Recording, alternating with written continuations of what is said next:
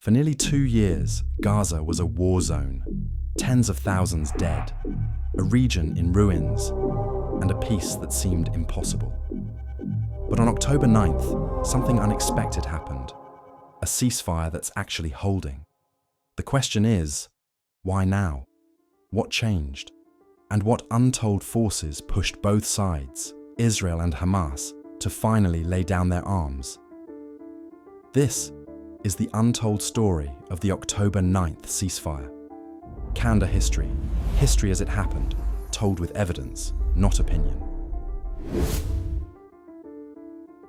To understand this breakthrough, we need to rewind. Back to the war that started after the October 7th attacks, when Hamas launched an unprecedented assault on Israel. What followed was a full-scale response. Israel is at war. We didn't want this war. It was forced upon us in the most brutal and savage way. But though Israel didn't start this war, Israel will finish it.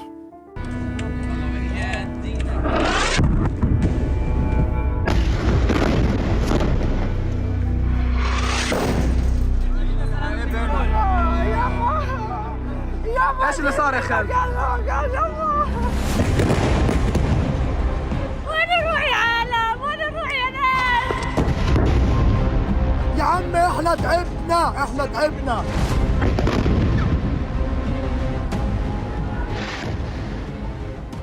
Israel vowed to destroy Hamas entirely, and by early 2025, Gaza had become one of the most devastated regions on earth. According to Israeli media reports, more than 67,000 Palestinians had been killed, including Hamas fighters and countless civilians. Humanitarian aid was scarce. Israel accused Hamas of seizing supplies and selling them at inflated prices. Meanwhile, Hamas fought back with guerrilla tactics, ambushes, tunnel strikes, and what Israeli commanders called hide-and-hit warfare. But the real tragedy, many Gaza civilians were trapped, used as human shields, according to multiple battlefield accounts. As Israel's Prime Minister Benjamin Netanyahu once said, "To Hamas, tragedy is strategy."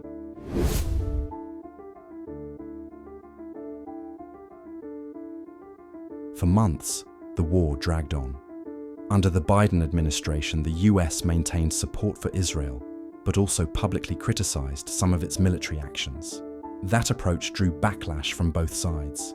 Critics called it too soft on Hamas and too harsh on Israel. And while diplomacy stalled, Israel's offensive kept expanding.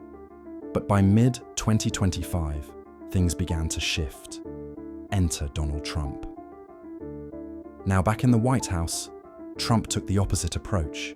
He backed Israel completely, warning Hamas that all hell will break loose if hostages weren't returned.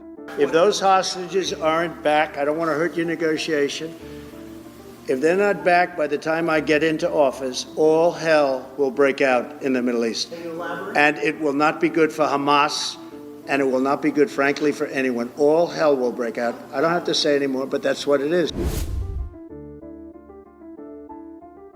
Then came a turning point. In one of the boldest operations of the war, Israel reportedly targeted Hamas leadership hiding in Qatar, men believed to have orchestrated the 2023 attacks.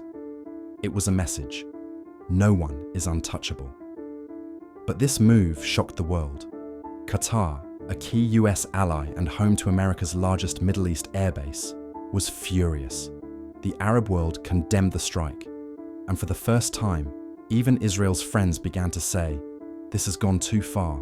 I was very unhappy about it, very unhappy about every aspect, and we got to get the hostages back. But I was very unhappy about the way that went down. Trump saw the moment. He called Netanyahu to Washington. Behind closed doors, he pushed a deal, a 20-point peace plan that demanded Hamas disarm, release hostages, and step down from power. And here's the twist. Trump reportedly made Netanyahu apologize to Qatar right there in the White House. It was a stunning display of pressure from every direction. We had a phone call today just to make it clear.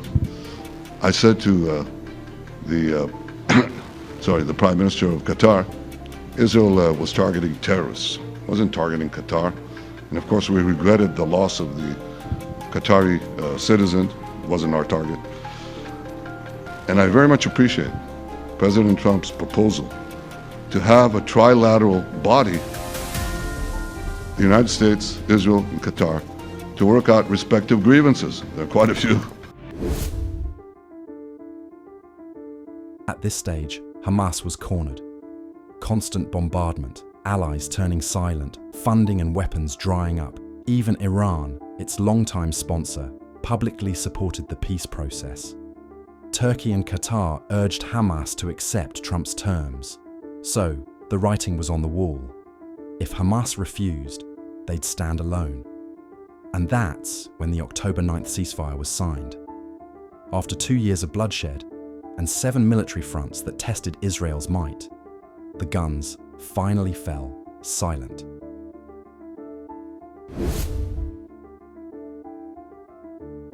So, will this ceasefire hold? No one can say for sure. History tells us that in this region, peace is fragile. Ceasefires often collapse under mistrust, retaliation, or politics. But for now, both sides have reasons to pause. Israel achieved its main goal, crippling Hamas. Hamas, facing total destruction, has little left to lose. And the world, especially the Arab states, has drawn a red line against another escalation. So maybe this time is different. In the end, the October 9th ceasefire wasn't born out of peace talks or goodwill. It was born out of pressure, exhaustion, and fear. But history shows, sometimes even imperfect truces can lead to lasting change. Because the truth is, wars don't end when the fighting stops. They end when both sides realize there's nothing left to win. This is Candour History. History as it happened, told with evidence, not opinion.